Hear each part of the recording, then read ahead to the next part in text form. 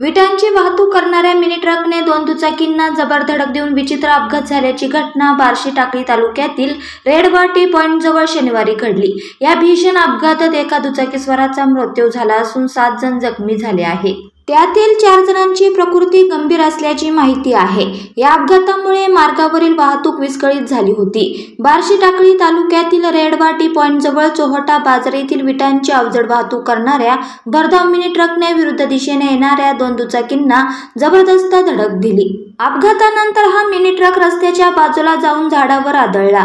Mini ट्रकच्या जोरदार धडकेत एका दुचाकीस्वाराचा घटनास्थळीच मृत्यू झाला। मिनी ट्रक चालक व ट्रकमधून वाहतूक करणारे मजूर ट्रकमधील विटांखाली दबल्याने जखमी झाले।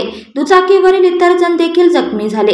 मृतांची ओळख पटली नव्हती। या भीषण अपघाताची माहिती मिळताच पोलिसांनी घटनास्थळी धाव घेतली। रुग्णवाहिकेमधून मृतकांसह 7 जखमींना उपचारार्थ अकोल्यातील सर्वोपचार रुग्णालयात पाठवले। जखमींपैकी 4 जणांची प्रकृती गंभीर असल्याचे वैद्यकीय सूत्रांनी सांगितले। काहींना उपचारार्थ खासगी रुग्णालयात हलवण्यात आले आहे। या अपघातामुळे मार्गावरील वाहतूक विस्कळीत झाली होती। पोलिसांनी क्रेनच्या साहाय्याने अपघातग्रस्त वाहने रस्त्याच्या बाजूला करून वाहतूक सुरळीत केली। बार्शी टाकळी पोलिसांनी घटनेचा पंचनामा केला असून पुढील तपास सुरू आहे। अपघात नेमका कसा घडला याचा तपास पोलीस करत आहे।